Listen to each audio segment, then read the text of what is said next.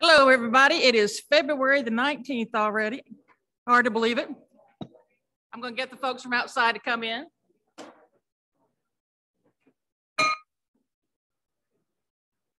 All rise.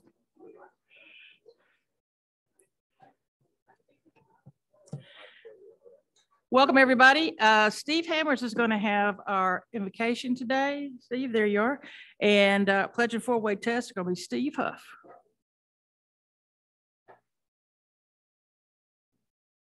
Let's pray.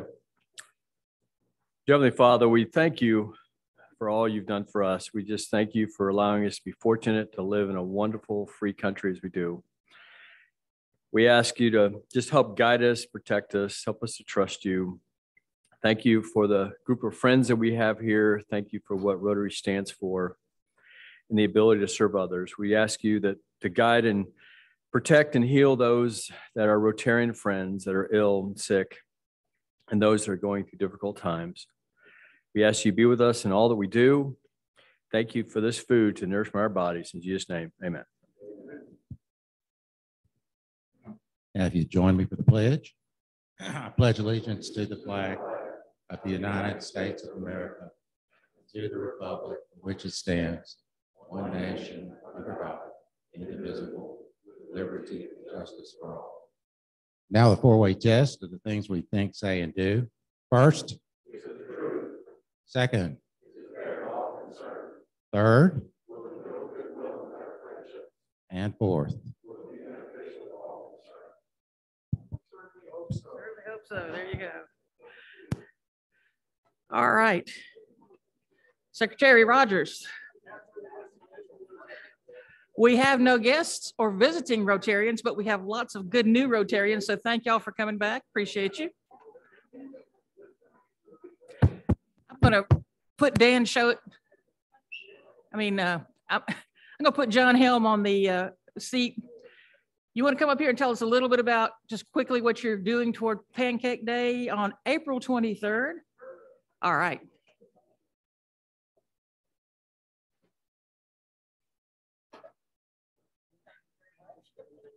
Hi, everybody. We are having Pancake Day this year. It's been 2 years, or this will be 3 years since we've had a Pancake Day. So it's April 23rd at Brentwood Middle School, like it normally is. We are in the process of planning it. Jane Covington will be reaching out to everybody to get volunteers for that day. And what else do we need to talk about? April 23rd, 7 a.m., I think. We'll see everybody there. Thanks. We actually start working a little bit earlier, making all the goodies and pancakes, but we will start with the public at 7, so we'll be there a little bit early, about 6:30. So, and it goes until 11. You will not be purchasing tickets this year. We will have you hopefully get some interesting donations from folks as sponsors, just like we do for the golf tournament. So if you know of anybody that would like to have exposure to thousands of people with children, especially, this is a good time to go to them and say, hey, the exposure is going to be amazing. So happy Bucks. Michael Barrett. Happy Bucks. Okay, folks, it's not raining, it's not snowing, sun's shining, beautiful day. Who's happy? Roger's happy. Roger, I don't have to go far. Yeah. I don't have any money, but. Hey, folks, got some good announcements. He's paying for it, too. Oh, yeah. Every year about this time, our district has opportunity for our clubs to submit grant requests. These are district grants. Club can ask for any amount. The district has about $125,000 to $30,000 available. Last year, we received $22,500 for the inclusive playground. And so we need your ideas. We don't have, we can come up with ideas, but if you have thoughts about project, local, it could be local, it could be international, scholarships, playgrounds, parks, different projects qualify. We have to submit a request by April 1. And if you have any ideas, please let President Betsy know, or President-elect Jane, and then we have to do this by April 1. So give us some feedback. Thank you. Thank you, Roger. We got 22.5 last year because of a lot of hours of hard labor by that guy right there. So. Got back from 2 weeks in Montana. A week of driving out and back, and 1 week of skiing. Got to see Glacier National Park to the top of the summit of Whitefish. And it was in full sunlight, and the locals tell me that's a rare occurrence. And usually glacier is socked in, but I get the picture. I'll share it with you. Cool. Fun time. Who else is happy? All right, all of you California people, the Rams are world champions. Where are you? Tom Carr, you're not a California person. So yeah, that's right. I'm giving big because I'm very happy. I took a trip to California and had a good time. I'm so glad. I want to thank the Williamson County Sheriff's Department for letting you out to come to meetings. And I want to hope that when you go to the halfway house, that I'll be able to visit you there. I'd say that was worth $10. That's what I'd say. They sure dress you good at that halfway house. Just saying. You notice he's the one familiar with it. So anybody else? Anybody? Woody Kane never needed this microphone. All right. Thank you, folks. All right. Okay, so I have a Rotary moment because we have an opportunity from an email that I just sent out to you guys. I want you to know a little bit more about what RLI is. So first of all, how many have been to RLI 1, 2, or 3? Can you raise your hand? All right. So there's a lot of opportunities here for folks to go and recognize really what a wonderful experience this is. RLI stands for Rotary Leadership Institute. It's a district-wide meeting. Usually it takes an entire day from about 8 until 4. Hit one more. And what is RI? Well, I mean, what is LRI? So it's leaders from different clubs that all get together, especially those that want to probably move into a leadership role within the club, either on the board or on the ladder. And you talk about lots of different topics that are very important. In fact, it takes 3 days to be able to talk about all the topics. So they usually held this every quarter, but now they've gotten to where with COVID, they were barely able to do it every year and do it remotely. So this year's coming back to the first time we're doing it in person. It's going to be up in Clarksville, and the Sunrise Club is going to host it. It'll be from 8 in the morning. And so it's probably good to carpool if you can until about 2 to 3 in the afternoon. It costs you $50 up front by paying on the registration, but the club will reimburse you for that. And it reimburses you for all 3. So I highly recommend this. I know that Devin wrote me and said, if you need a recommendation or endorsement of this, it was one of the best things I ever did before I became president. And I would agree that a bunch of us went one year and really enjoyed it. And the more that we can get to go together, the more you will enjoy it, because you'll find out what a fantastic club this is. Not that other clubs are bad particularly, but you will be blown away about how good we really are and how we cross all the T's and dot all the I's. So, and then if you get really fired up about all 3 of those, you can go to Rotary Grad School and you can start working at the zone like our friend from Utah. So have a good time. Actually, did you say you wanted to be a part of the faculty, right? So there you go. Mr. Brown.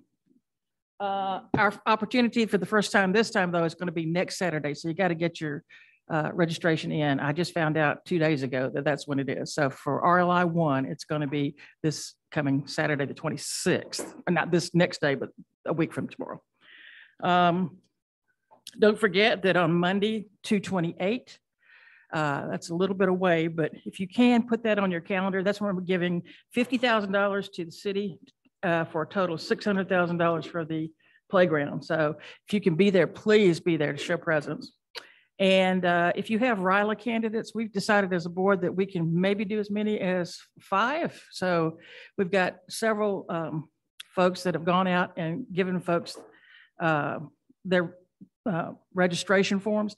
If you go to our site, our website, the registration form is there, and also a little bit about what RILA is. So if you know of any high school student that's a sophomore, junior, and you feel like they have potential for great leadership, this is a good thing for them to be able to do from June 14th through Saturday the 18th up at Austin P. Tom Carr, you want to talk a little bit about the Dustin Legeza? Yeah, interview you did. Chief Hughes would be here today, but unfortunately, he is at that trial, so we'll miss him. So I was interviewed by Channel 2, and any of you that have seen it, let me know where it is. I'm trying desperately to find it. Unfortunately, I can't find it on their site because the trial was death is also going on. I can't find it. So anyway, but I did talk to them, told them about our club.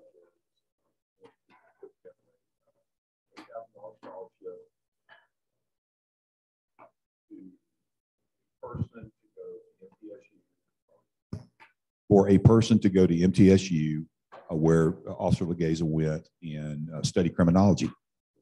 So that's in his honor, his name. And we decided to do that, gosh, about 2 years ago, but we're now got it going. And the police department is doing a great job. They're helping us find some good candidates for that. So we will honor him in his service that way. So that's it. All right, so you'll see that in the news. And those of you wishing to take a great trip to multiple shows and enjoy the music, we also have a district conference there at the end of April, from April 28th through May 1st. And I would recommend anybody taking that trip if you could. I'll be there. I can carpool about 3 extra people. So let me know. I'll be more than happy to take you down there. Also, it's rare that RI comes in the United States, please sign up for Houston. We have 1 person going or 2 people going that I know of. We need more there if we can. Those dates are June 4th through the 10th.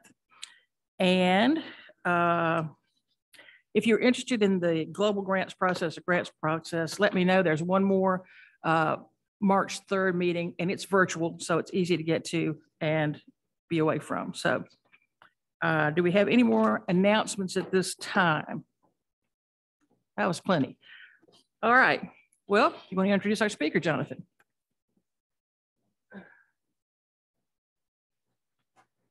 Good afternoon. It's a pleasure to introduce to you a fellow Rotarian. Joel Sullivan is the Regional Executive for the American Red Cross Tennessee Region and Executive Director of the Nashville-area Chapter. He oversees a staff encompassing 8 chapters, 98 counties, and over 5,000 volunteers.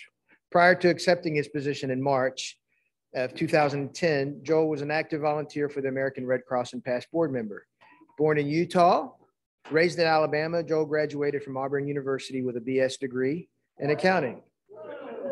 Yeah, there's a few of you in here, yep.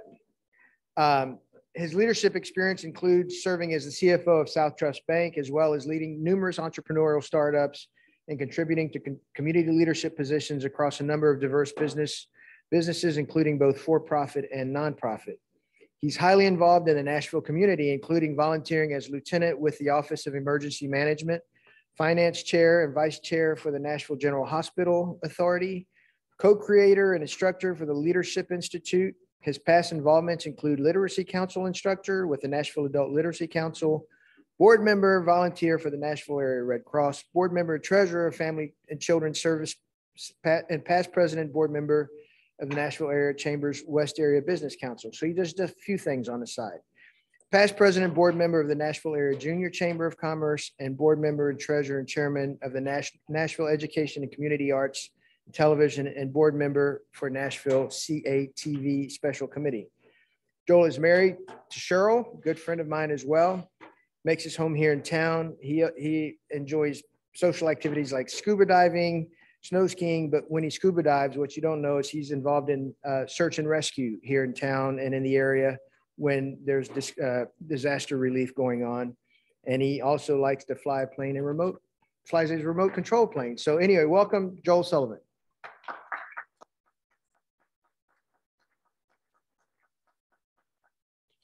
Thank you all for having me today.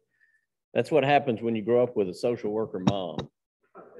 They think you've got all this excess time that you should give, and it's always so rewarding to be involved, especially in the nonprofit community, because the saying's true, the more you give, the more you get out of it. So the dividends are high on that.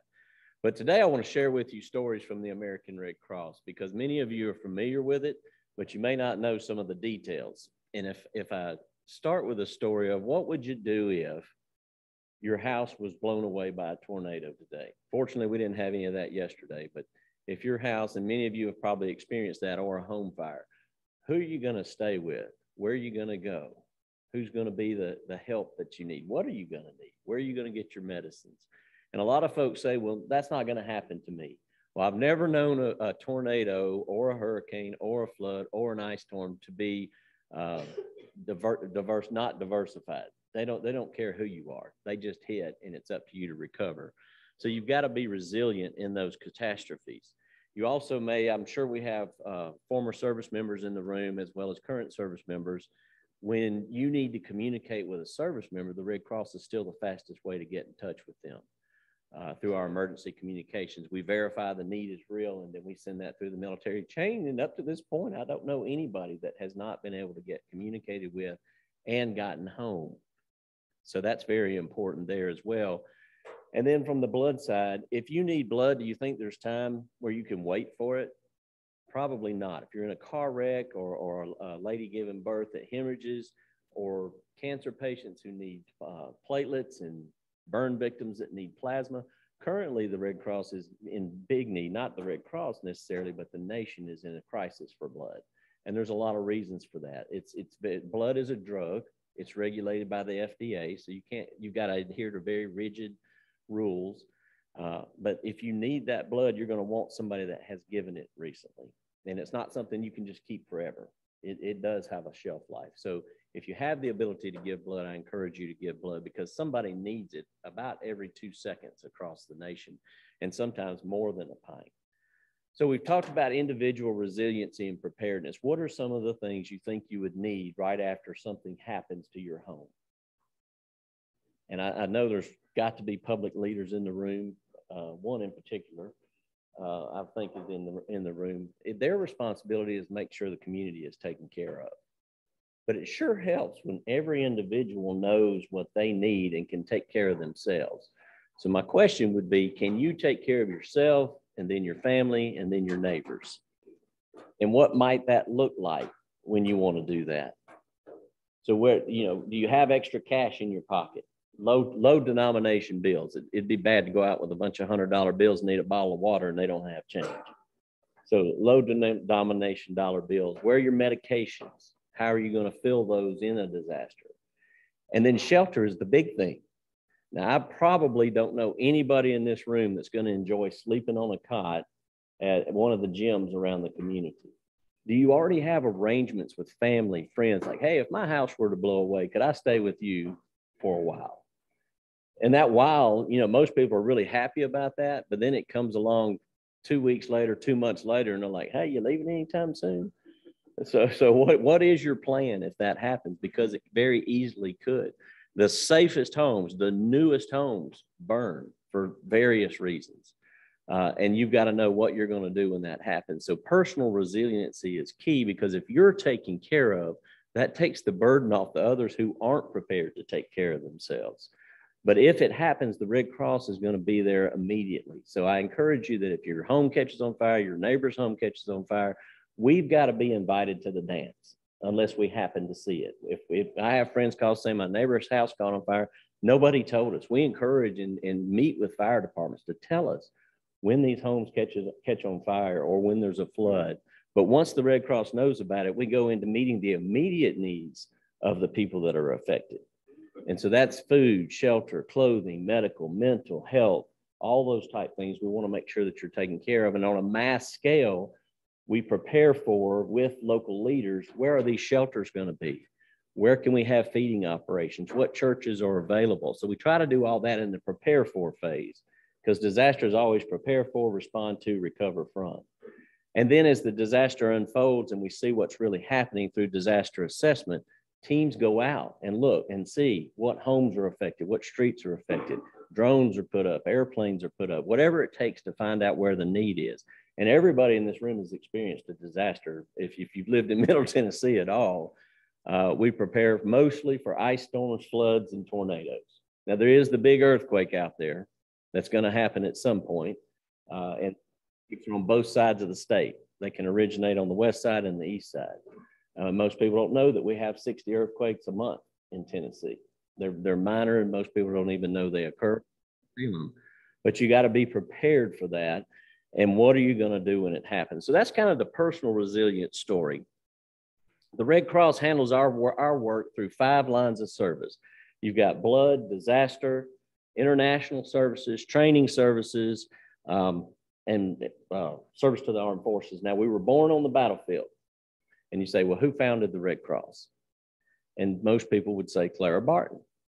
The Red Cross was actually founded in Italy during the Battle of Solferino by Henri Dunant, who was going through the battlefield of Solferino, seeing all the injured. He didn't care who they were. He recruited the women and children to come help take care of these people. So that's where the Red Cross was actually founded. The American Red Cross was founded by Clara Barton. And her birthday, her 200th birthday, was just this past Christmas. So we were celebrating Clara and her great work. But the blood side of things are very crucial. We've talked a little bit about that. The blood, the platelets, the plasma. If you are interested in learning more about how all that happens, Nashville is a manufacturing site for that. So all the blood that's collected in this area goes into that site and is processed and tagged and then delivered out to the hospitals across the Southeast, but mostly wherever that is needed here locally. The disaster side, disaster action teams, volunteers are actually the ones that go out in disaster. If something happens to your home, a volunteer is going to show up there with a couple of other volunteers to determine what those needs are. So if you know of someone that has a disaster like that, please make sure the Red Cross knows so we can send a disaster action team. But we've also got to have planning and logistics and mental health and health services and cafeterias. Normally in groups this large, I'd say, where are the bankers? And they raise their hands proudly. And then I say, okay, we're going to open a business today, and we're going to open it with people we kind of know, but we don't know really well, and they're not paid. And we're going to have a FedEx facility there. We're going to have a hotel there. We're going to have a cafeteria there, a mental health, a small health clinic, a logistics operation. And it's probably going to be about $11 million to do that.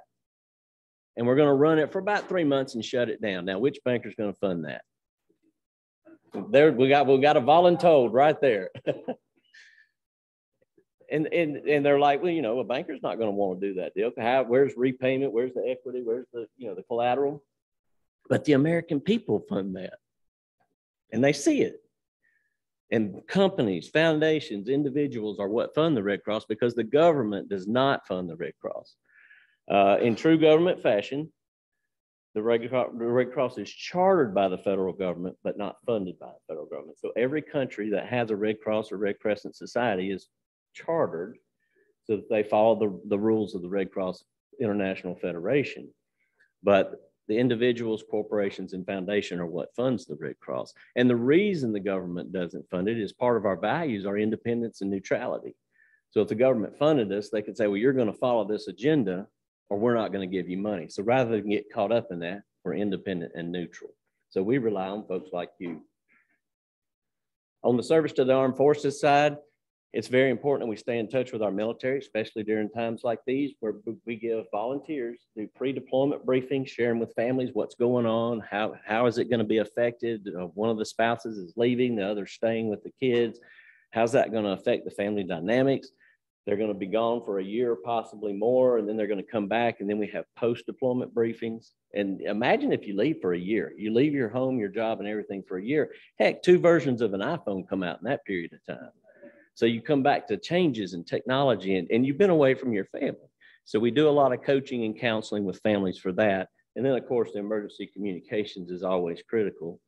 The international services side is usually not known as well either.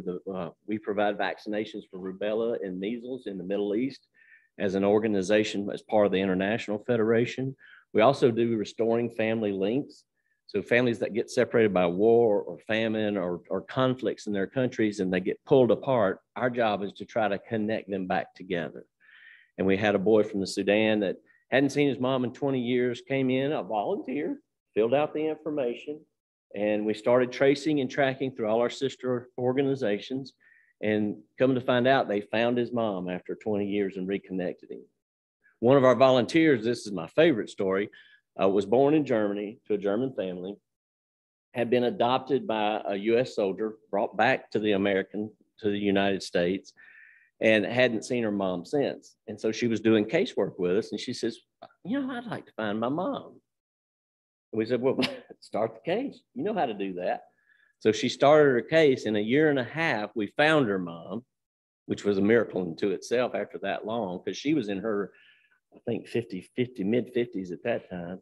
And we found her mom in Denver and got her reconnected. So that, it's just weird how that stuff happens, but volunteer spirit. And then our training services is CPR, first aid, AED, babysitter. Anybody have pet first aid? If you've never given mouth to snout, you need to take that class. You haven't lived till you do mouth to snout. And you don't give CPR to animals like you do humans.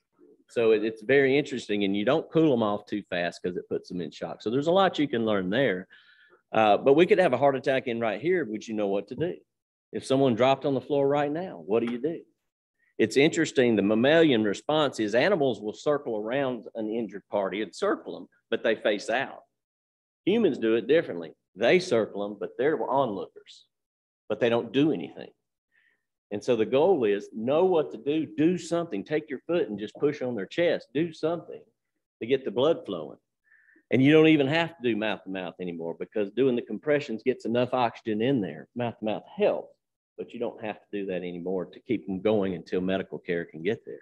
So it's what will you do, and tell somebody, call 911. In fact, tell everybody to call them and overload the system so that at least one. It's amazing to me that in emergencies, people say they'll do something and they don't because they think somebody else did it.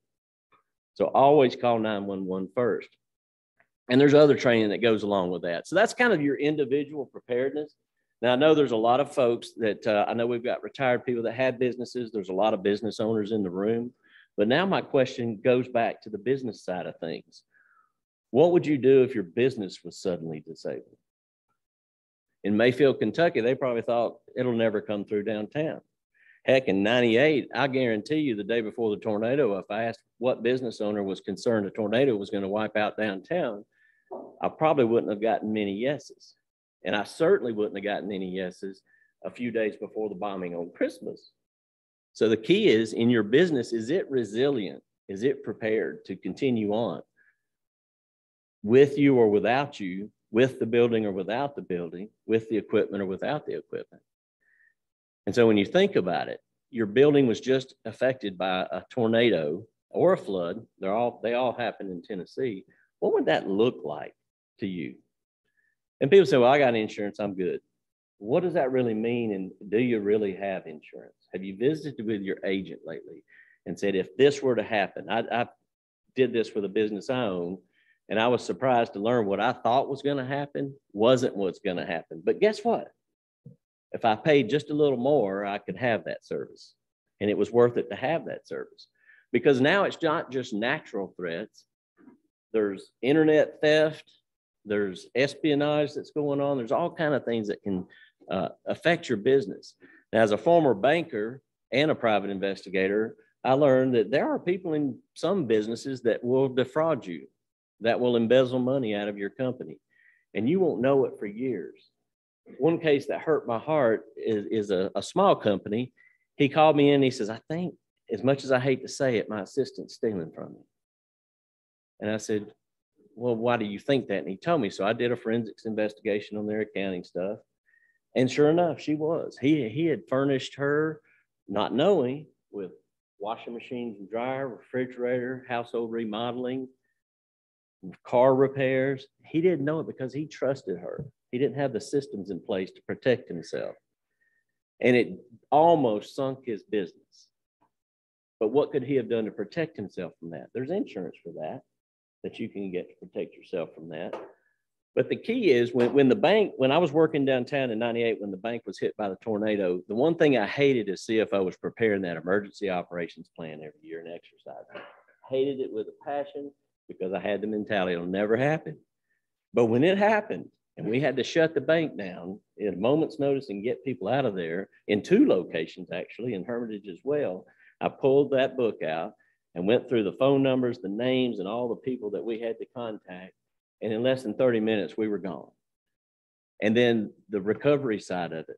Who were the vendors that could help us fix the building, that could help us repair the damages on the building, the roofers? We knew all those names. And when we couldn't use that site, we knew where the backup site was going to be. Most police departments and emergency management agencies have backup sites that they can go to, because if one gets hit over here, it's probably not going to hit over here, or they have mutual aid agreements. So the key is, if your building truly was blown away, where are you going to work? It could be your basement.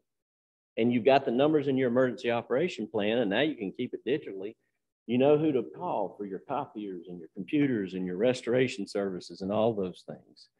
So knowing what your business is going to do is important, because we know people are resilient. Some are, some aren't. But as people recover themselves, what's the next thing they're looking for? Is to go back to work.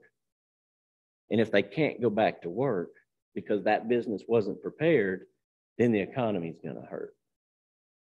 So it's important that businesses take that seriously in their emergency recovery plan, to know what they're going to do when a disaster strikes. Even I'd rather it never happen and you say, at least I had it, than it happened. But those that are prepared are going to survive that disaster. When the flood hit downtown in 2010, I think it was something to the effect of, in that area, 70% of the small businesses didn't come back. And you wonder why. So for the business folks or the accounting folks in the room, accounts receivable, how quickly you lose it. Your computer went away, you didn't have it backed up. How quickly do you think your accounts receivable are going to find you? The people that owe you money. They're not. But the accounts payable people, the people you owe money, they haven't lost you. They know where you are, and they're going to come find you, and they're going to expect their payment, as they should. Then you got to look at, what about payroll? If we truly were destroyed, can our business be ongoing? Are we insured? Is payroll insured? Do I need to call the payroll company and say, hey, don't pay anybody this month because I don't have the money? What are those decisions? Why not make them now while it's blue sky, before the gray sky rolls in? How can we continue? Are we going to discount payroll, discontinue payroll? Where is my backup site? How am I going to back up the business that I have with data and vendors? And that's a little easier these days because most everything is online. But what if online goes down? We talked about an earthquake a minute ago. If an earthquake hits in West Tennessee, it's pretty much from the Tennessee River west is going to be gone. So if you have interests over there, it's going to kind of shift down into the sand, and cell towers are going to fall down. And I always liken it to this. You're going back to bicycles, horses, and a ham radio.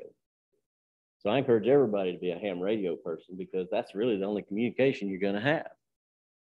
When in the bombing, we had problems across the mid-state in the Southeast to a certain extent, because the system, AT&T was hit. That was the hub of everything. So you've got to have a backup plan to the backup plan to make sure you can communicate. And from a standpoint of being home and the power's out and the TV's down and you can't get all that, where is your number one source of information? Cell phones are down. You're not a ham radio person. TVs are out. How can you charge your cell phone and get radio information? It's sitting in your driveway. Just go sit in your car and listen to the radio and find out what's going on, because they are going to be live if their tower's up. And you can charge your devices. And you'll hear Danielle Breezy on Channel 2, when bad weather's coming, charge your devices, know your safe place. You got to know where those things are, but if they're not charged and you need information, find a car, you can charge your cell phone and get information. So there's a lot of things you can do individually to be resilient so that you can survive a disaster, because the people that you're going to rely on, police, fire, public works, they're going to be overloaded. And the federal government usually takes 3 to 5 days to kick in and come in and help out. So I always say, make sure you can take care of yourself for 5 to 7 days. You might not be eating what you want to eat. MREs are a lot better tasting nowadays than they were years ago. But where are you going to go? How are you going to take care of yourself for those 5 days until more help can come in? And assuming people can get in, like the Red Cross, like the public works folks, There are going to be shelters open, but I go back to what I mentioned before. I've slept on those cots for weeks. They're not fun. You definitely want to have a friend that has a house that has a bed that you can stay in. And go ahead and line up a few so you can swap out and give them a break. In COVID, we had to alter our methods of doing that. We actually had to put people in hotels, which increased our costs significantly. But during COVID, we didn't know what we were dealing with. We didn't want to put a bunch of people in a hotel room. I had a public official in Louisiana when I was working down there in a hurricane, and they were giving us grief because we wouldn't let people bring in all these used clothes and all this home baked goods stuff. And I said, you know, that's a great idea, but let me tell you the realistic side of it. And I said, I will allow it if you public official will stand next to me in solidarity when we get in trouble. And it's okay, what we got to do. And I said, okay, we're going to allow those home baked goods in here. We're going to let the people eat it. And there's going to be needles and razor blades in some of those muffins. Somebody thought it was funny to put pot and kale pectate in the cake over there. And now I've got a whole shelter full of people, hundreds of people that have issues. And you're the health director, so you got to explain it with me. Didn't think about it like that. And I said, the clothes, it's a great idea, but I don't know many people that like wearing other people's leftovers. And nobody has the opportunity to be able to wash and store and fold and all that kind of stuff. I said, so we're gonna let all those clothes in here. And then when we have the bed bug outbreak and the lice outbreak, I'm gonna need you as the health director to stand up here with me and explain why we did this. Oh, I didn't think about that. So the best way to take care of the people is through financial contributions. And here's why. Because when the Red Cross gives them that debit card, we used to give vouchers to go to Walmart and get clothes and stuff. Now we give them a debit card because I don't know what you need. I don't know what you personally need, but I want you to get what you need. And so that debit card works well, assuming the systems are up. What does that do for the community? Because you're spending money in the community to bring it back to life instead of just giving stuff around. So you spur the economy during a disaster. And that helps a lot. You can listen to any of the mayors in West Tennessee that have been affected by tornadoes or floods recently, and their concern is the people leave and don't come back because the jobs, the houses, and the money aren't there. And so that's why it's important to do what we can to support the economy of the community that was hit. And if it's a community like Mayfield that was decimated, it takes a lot of people to make that come back. So that's kind of where the Red Cross is. We love doing the work of the Red Cross, the mission of the Red Cross. And as I said, 90% of it is done by volunteers. So everybody in this room has an opportunity to volunteer for the Red Cross in some capacity. Whatever your expertise was or whatever expertise you want to learn is available to you. And that could be client casework. Could be getting up at 2 in the morning and going to a house fire with a team of people. Could be delivering blood, planning and logistics, fleet operations, facilities, board members, community volunteer leads. One of the needs that I personally have as the executive director for our chapter is community volunteer leads in our outlying counties, like Williamson County, that they know everybody in town. And when disaster strikes, you can go to them. I could go to Jonathan and say, you know everybody in town. Here's what we need. We need a shelter. We need food. We got vendors, this kind of stuff. It's that person in the community that can represent me because I'm going to be pulled from 40 different directions. And we found that out disaster after disaster. It's also important for us to know our local officials because getting them is tough in a disaster.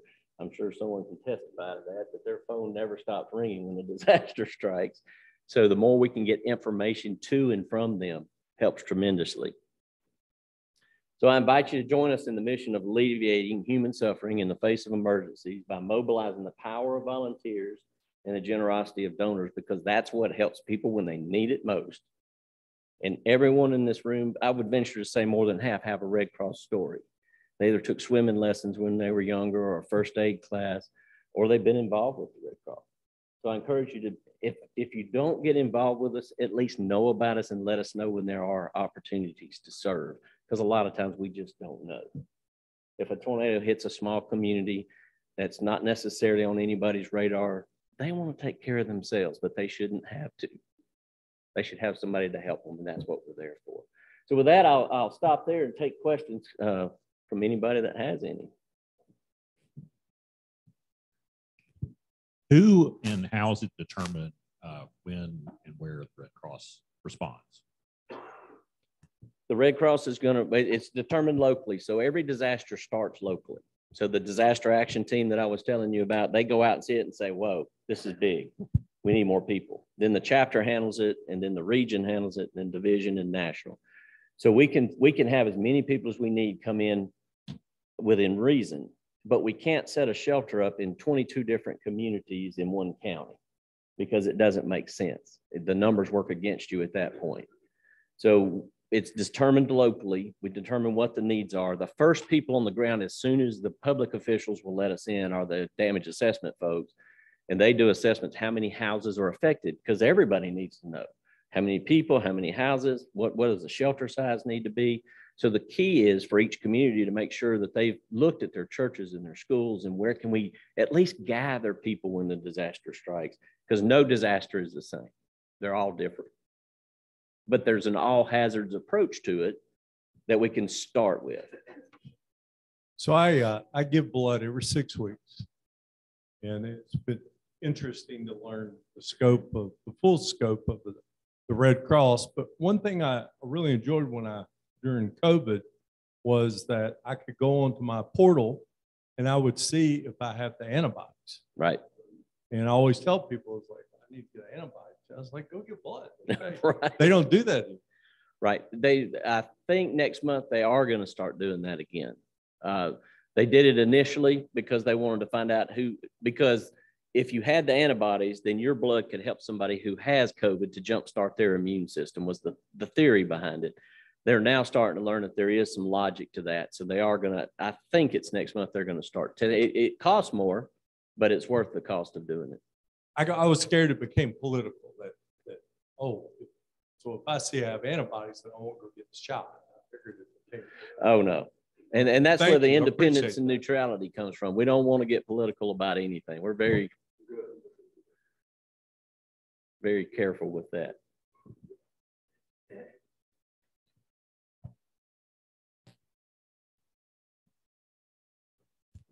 Like Steve, I also donate blood as frequently as I can. And I love the app. I love being able to look and see my blood journey and kind of track how often, how much blood I've actually donated. Yep.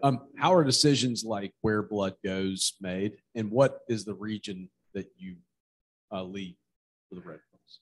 So the blood app is great because you can fill out the fast form so that when you get there, you're already done with all the questions for the most part, and they just have to check your prick your finger and check your iron.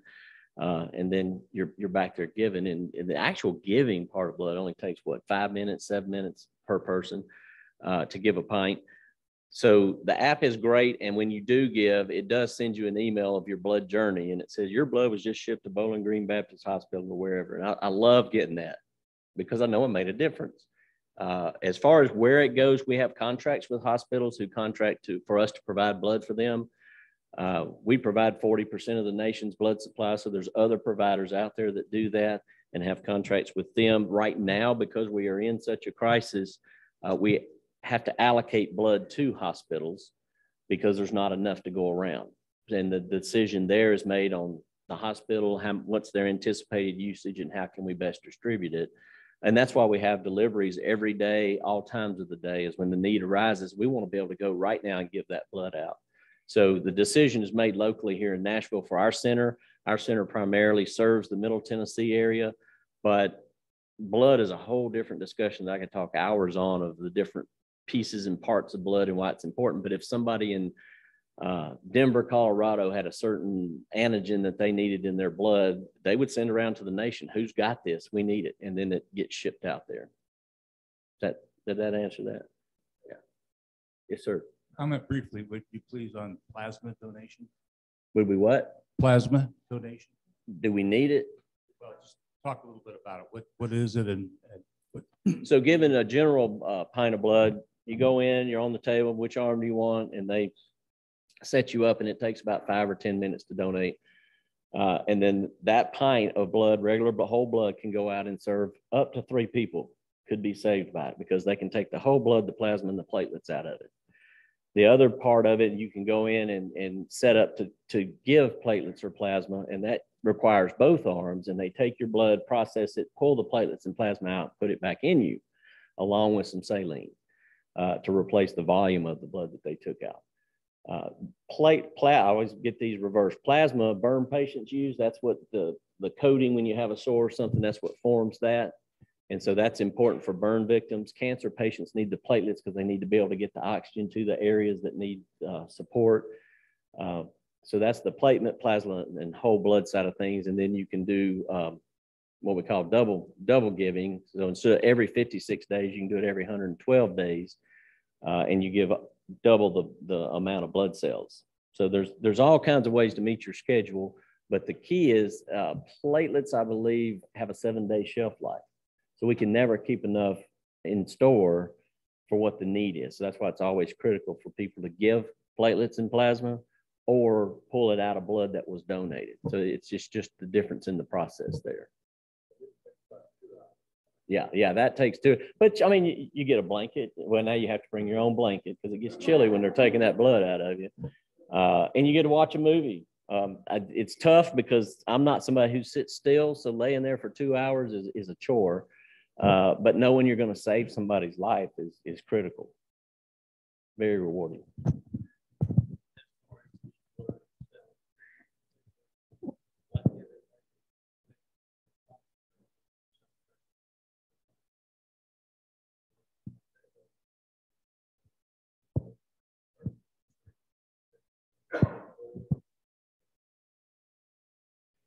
Yeah, the hospitals do pay for the blood, and it's a cost recovery system. So we know what the costs are to process, collect, process, and distribute the blood. So it's a cost recovery system. It's not generated it's not meant to be made for a profit. As far as the black market goes, you could probably collect blood from people, but I don't know how you would get it into the system and consider it safe. And in fact, there are some people who try often to give blood when they know they're going to have a surgery or something, give their own blood to store so that when they have surgery, they get their own blood. And it's a hard process because it is so regulated, but it is possible. But they haven't developed a black market for blood yet because you can't get it into the hospital system would be my guess. I've never been asked that question. Great business idea, just not one I think we can make happen. Over here. Oh, here we go. Is there a health impact on your body from donating platelets or plasma? Kind of like if you just donate whole blood for about 24 hours, you don't need to go have a strenuous workout. Is there an impact on your body? It's usually for 24 hours. You may feel weak. You've just had a minor trauma to your body because you've given blood or platelets or plasma. But they say don't drink, hydrate well. Don't drink alcohol for the first 24 hours. But after that, I've not heard of anybody who had any issues. We got blood donors here. Have y'all experienced any? I'm usually fine after I give. Yeah. he's good to go home and have a cocktail that night. So yeah. Oh, it's gotta be Irish whiskey though. That's great. But no big benefits. Now I will say there are occasions where if they have trouble finding the vein, and that doesn't normally happen, but you could bruise there, or if the needle moves, you could bruise a little bit. But I have, in my 12 years working here, I haven't heard of any major implications health-wise from doing that. Joel happens to be a very good friend of mine. I've known him for a long time. Very humble, very, very capable of a lot of things. One of them is he owns the Blue Cafe now. And the beer is always cold. It's always there. Speaking of cocktail, we got Irish whiskey. So I just thought I'd plug that in there because he's a very humble guy. He's not going to say it himself, but he's top notch. He really is. Thank you, Gil. I have one, maybe last question is, Yep. all right, for those of us who may not have given blood recently and kind of gotten out of the habit, how do we go about it? What's the easiest, simplest way to do it? There's a couple of ways to do it. The easiest, simplest way is to pull up the app on your phone and load the Red Cross blood app. It will show you it'll give you all the information. It'll tell you where the blood drives are. And we're very blessed, just right down the street at the red light at the library, we have blood drives often there. We should be having a fixed site soon in the Cool Springs area, which will be there. for available every day. And you can call 1-800-RED Cross. They can tell you and schedule you. You can go to redcross.org and click on the blood icon, and that will tell you so that you can call and schedule. You can go online and schedule, or you can go to the, there's an app for that and you can schedule. And the app is really good and online, because before you go that morning, go on there and fill out the Fast Pass, the Rapid Pass, so that all your questions are answered. Then you just go in. Did you do that? Yes, I did. They ask you a few more questions, and then you're off to the races. Yes, sir.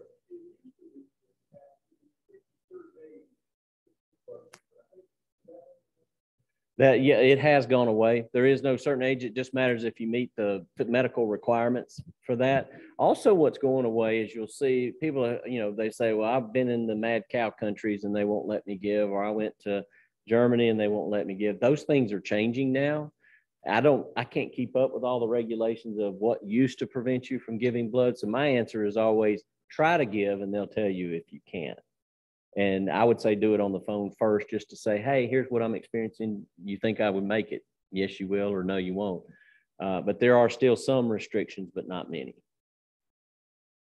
I will say, once you give and get back into, once you start giving again, you will not have a problem making your next appointment. They will call you, they will text you that you will have another appointment. Yeah, it's hard to forget your 56 days are coming up.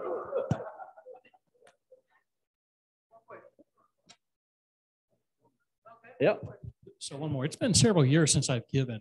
And the reason I stopped giving was because 3 times in a row, suddenly I developed this habit of passing out. Yep. And I don't mind giving blood. Blood doesn't bother me, but I just pass out. And then you feel terrible for about 2 or 3 hours afterwards. Just you don't feel good. Right. Is that something that can be transient for people who pass out and like out of it kind of thing? Or once a passer out, or always a passer out? Well, now you're going back to drinking, so let's go back to blood. Just have a bourbon before you come.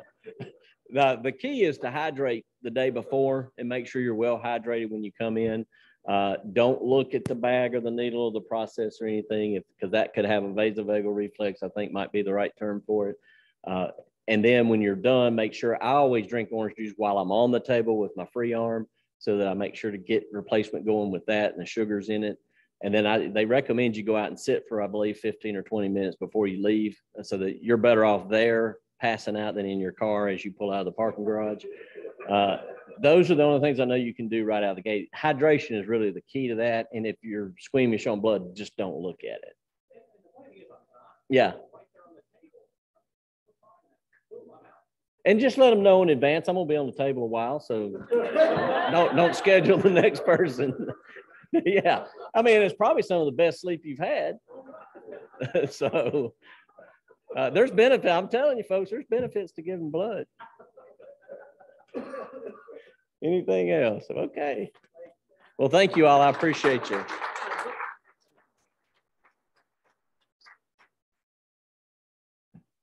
Joe, we appreciate you. I used to work for a hematologist, and I had to draw blood every day. And one day I decided to draw him, and he passed out on me. So, and he works, he's a hematologist. So what can you say, right? Joe, we appreciate you. We have a book for you here that we read to first graders. And in the front, when you sign your name, we can tell them about you and what you do. So we have that for you before you leave. Any announcements? All right, then I'll leave you with another slide this time. Hopefully not as sarcastic as last time. It's President's Day, y'all. It's coming up. So I have a presidential quote for you from Teddy Roosevelt. No, we may just read it. Yes. By the way, if you've never read The Man in the Arena, please do so. Teddy Roosevelt, one of the best speeches ever, ever, ever. It'll make you feel like going out and conquering the world.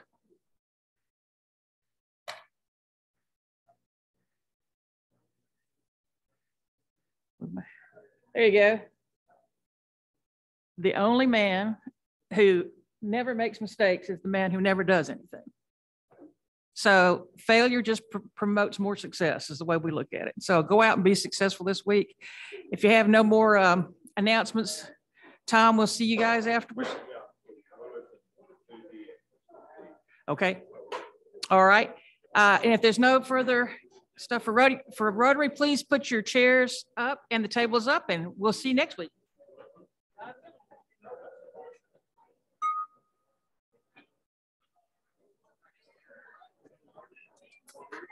All right.